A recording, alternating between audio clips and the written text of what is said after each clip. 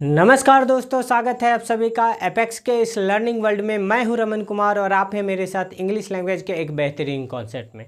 जैसा कि मैंने आपको प्रीवियस क्लास में बताया था कि मैं नाउन के कुछ नए टॉपिक को लेकर के आऊँगा, नाउन के कुछ नए कॉन्सेप्ट को लेकर के आऊँगा। उसी के सिलसिले में मैं आप लोगों के बीच उपस्थित हूँ। अगर आप लोगों को ये वीडियो अच्छा लग रहा है, ये नाउन का सीरीज़ अच्छा लग रहा है, तो अपने दोस्तों के साथ शेयर करें और इस वीडियो को लाइक करें और इस चैनल को सब्सक्राइब ज़रूर करें, क्योंकि जब कभी भी आप इस तरह से आप लोग सपोर्ट करते हैं तो मुझे उससे मोटिवेशन मिलता है और मैं आप लोगों के लिए इसी तरह से वीडियो बनाते रहूँगा। तो चलिए दोस्तों, आज का जो हम लोगों का टॉपिक है कंपाउंड नाउन, जिसे नाउन कंपाउंड से भी जाना जाता है, उसके बारे में हम लोग सीखते हैं। थोड़ा सा डिफरेंट टाइप का ये नाउन कंपाउंड होगा, जो कि आप लोगों के बीच में मैं लाने की कोशिश करूंगा और समझाने की कोशिश करूंगा। तो चलिए दोस्तों, सीखते हैं। हम लोगों का हेडिंग है नाउन कंपाउंड। Noun compound.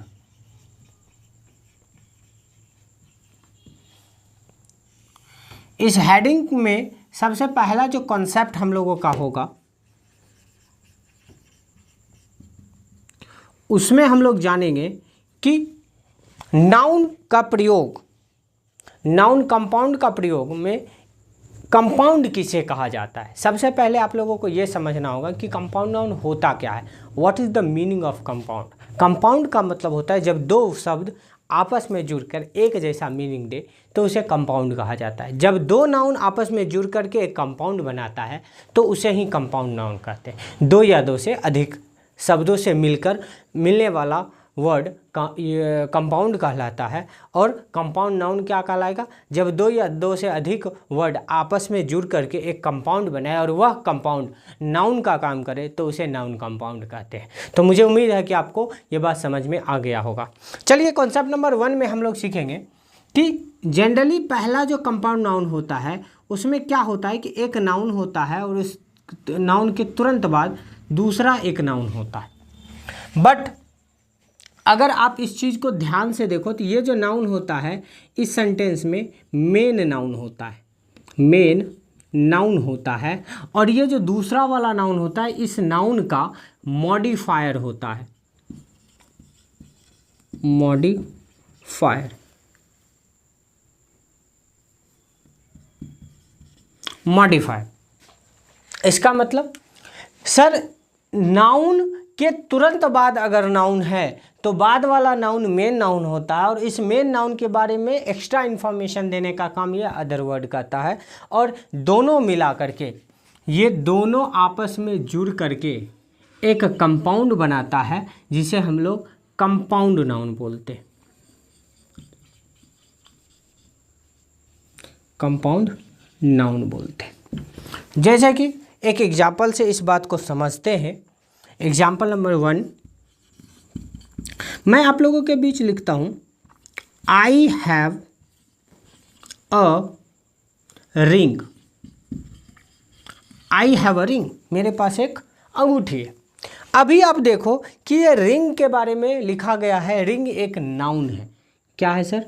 एक नाउन है। लेकिन अभी इस रिंग को हम मॉडिफायर देते हैं, रिंग के बारे में एक्सप्लेन करते हैं और इसको एक्सप्लेन करने के लिए हम यहाँ पर ही लिख देते हैं गोल्ड। अभी आप ध्यान से देखो, I have a gold ring. ध्यान से देखो तो ये जो गोल्ड रिंग है ये एक कंपाउंड नाउन बनने का काम कर रहा है। ये एक कंपाउंड नाउन है। क्या है सर? एक कंपाउंड नाउन है, कंपाउंड नाउन है। तो आप लोगों को समझ में आ गया होगा कि कंपाउंड नाउन होता क्या है। देखिए, इस सेंटेंस में रिंग का ये जो गोल्ड है, ये जो गोल्ड नाम का नाउन है, ये यहाँ नाउन है। ये गोल्ड अगर आपसे कोई पूछे कि क्या होता है, उसका पार्ट्स ऑफ स्पीच क्या होता है, तो आप जनरली बोलते हो कि ये नाउन होता है। लेकिन इस सेंटेंस में जब हम बात करते हैं कि गोल्ड क्या है, तो वो एज अ मॉडिफाइड काम कर रहा है। और मॉडिफाइड सेंटेंस में कौन होता है? सेंटेंस में पूरे पार्ट्स ऑफ स्पीच को अगर हम कैटेगराइज करते हैं तो उन्हें 9 भागों में बांटा गया है। अब बहुत लोगों को पता है कि 8 भागों में बांटा गया। जनरली अभी मॉडर्न इंग्लिश ग्रामर के अनुसार 9 भागों में, noun, pronoun, adjective, verb, adverb, preposition, conjunction, interjection and determiner. तो ये 9 पार्ट्स ऑफ स्पीच पूरे इंग्लिश लैंग्वेज को 9 भागों में बांटते हैं। तो उसी केस में जब हम बात करते हैं कि मॉडिफायर का कौन काम करता है, तो आप देखोगे कि नाउन और प्रोनाउन को मॉडिफाई करने का काम एडजेक्टिव करता है, और नाउन और प्रोनाउन को छोड़ करके अदर चीज़ों का जो मॉडिफायर बनता है वो एडवर्ब कहलाता है। तो यहाँ इस नाउन का मॉडिफायर बनने का काम कर रहा है। जो नाउन को मॉडिफाई करता है तो वो सेंटेंस में क्या बनता है सर, वो एडजेक्टिव बनता है। तो ये कहीं ना कहीं मॉडिफायर जो होता है वो सेंटेंस में किस चीज़ों का काम करता है, तो वो एक एडजेक्टिव बनने का काम करता है, एडजेक्टिव होता है, जो कहीं ना कहीं एक नाउन के बारे में मॉडिफाई करता है, एक्सप्लेन करता है, एक्स्ट्रा इन्फॉर्मेशन देने का काम करता है। तो मुझे उम्मीद है कि आप लोगों को ये समझ में आ गया होगा, ये जो मैं आप लोगों को कॉन्सेप्ट बता रहा हूँ कि 2 नाउन आपस में मिल करके एक नाउन कंपाउंड बनाते हैं, जिसमें से पहला नाउन दूसरे नाउन का मॉडिफायर होता है। जो बाद में नाउन लिखा हुआ रहता है वो हमारा मेन नाउन होता है, और उसके पहले वाला नाउन उस नाउन का मॉडिफायर होता है। यही हम एक और चीज़ देख लें, जब कभी भी हमको किसी भी सेंटेंस में अगर हमको सिंगुलर या प्लूरल बनाना हो, सबसे पहले आप समझ लीजिए इंग्लिश लैंग्वेज में नंबर 2 प्रकार के होते हैं, एक सिंगुलर, एक प्लूरल। सिंगुलर मतलब एक, जो एक को बताए उसे सिंगुलर कहा जाता है, और जो एक से अधिक यानी 2, 4, 6, 8 आगे बढ़ते अनलिमिटेड तक एक से अधिक को बताने वाला वो प्लूरल कहलाता है। तो ये जो नाउन है कंपाउंड नाउन, इसका सिंगुलर भी बनता है और प्लूरल भी बनता है। लेकिन जब हम सिंगुलर और प्लूरल बनाने की कोशिश करते हैं तो उसमें क्या होता है कि पहले तो ये आप ये लिख लो कि सिंगुलर भी पॉसिबल है और कंपाउंड नाउन का प्लूरल भी पॉसिबल है। इस कंपाउंड नाउन का जब 2 नाउन मिलकर के नाउन कंपाउंड बनाएंगे तो उसका सिंगुलर नाउन भी बनाया जा सकता है और प्लूरल नाउन भी बनाया जा सकता है। बस अंतर क्या है आपको ये समझना है कि सिंगुलर या प्लूरल हमेशा कहीं ना कहीं हम मेन नाउन का बनाते हैं। किसी भी एडजेक्टिव का सिंगुलर या प्लूरल नहीं बनता है, सेंटेंस में ही नहीं, पूरे इंग्लिश लैंग्वेज में सिंगुलर या प्लूरल केवल 3 चीज़ों का बनाया जाता है, एक नाउन, दूसरा प्रोनाउन, तीसरा वर्ब। नाउन या प्रोनाउन सिंगुलर से प्लूरल बनाए जाते हैं और वर्ब प्लूरल से सिंगुलर बनाया जाता है। तो उम्मीद है कि आप लोगों को ये बात समझ में आ गया होगा। तो मैंने बताया कि जब 2 नाउन आपस में मिल करके कंपाउंड नाउन बनाता है, नाउन कंपाउंड बनाता है, तो उसमें से जो मेन नाउन होता है उसी का सिंगुलर भी बनता है और उसी का प्लूरल भी बनता है। इसका मतलब है कि अगर हम इस एग्जाम्पल को ध्यान से देखें, गोल्ड रिंग है और इसका हम प्लूरल फॉर्म बनाना चाहें, अगर हम यहीं पे लिखें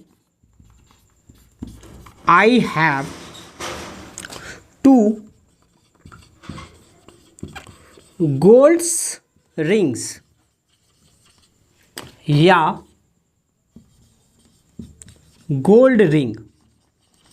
अगर मैं आपसे पूछूं, गोल्ड रिंग नहीं, गोल्ड रिंग्स, मैं आपसे पूछूं कि आप ऑप्शन नंबर ए लगाओगे या ऑप्शन नंबर बी लगाओगे, तो मैंने अभी आपको क्या बताया कि पूरे इंग्लिश लैंग्वेज में नाउन जो कंपाउंड होता है उसमें जो मेन नाउन होता है उसका प्लूरल फॉर्म बनता है, ना कि उसका मॉडिफायर का प्लूरल फॉर्म बनता है। अभी आप देखो ऑप्शन नंबर ए में मेन नाउन का भी प्लूरल फॉर्म है और उसका जो ये मॉडिफायर है ये भी प्लूरल फॉर्म में है, जो कि पूरी तरह से गलत है। इसका मतलब ये सही नहीं है।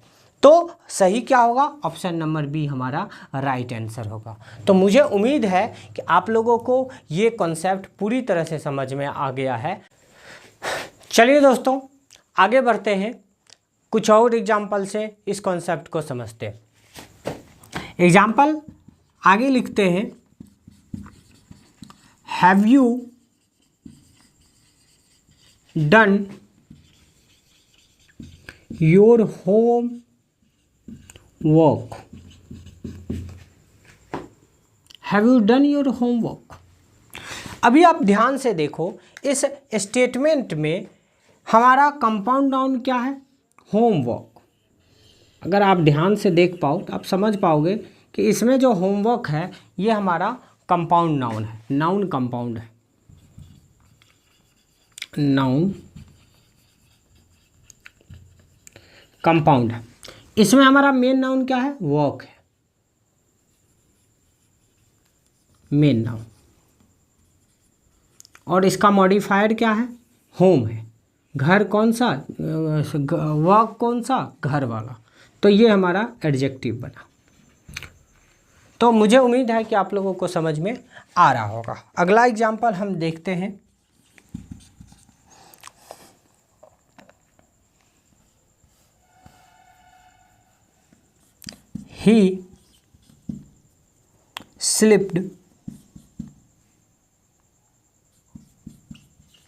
He slipped into a bathroom.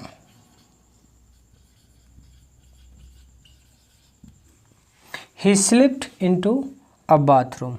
Next example है हमारे पास।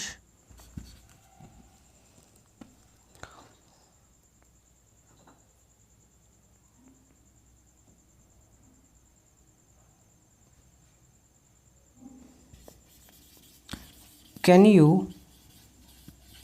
meet me today in the market place?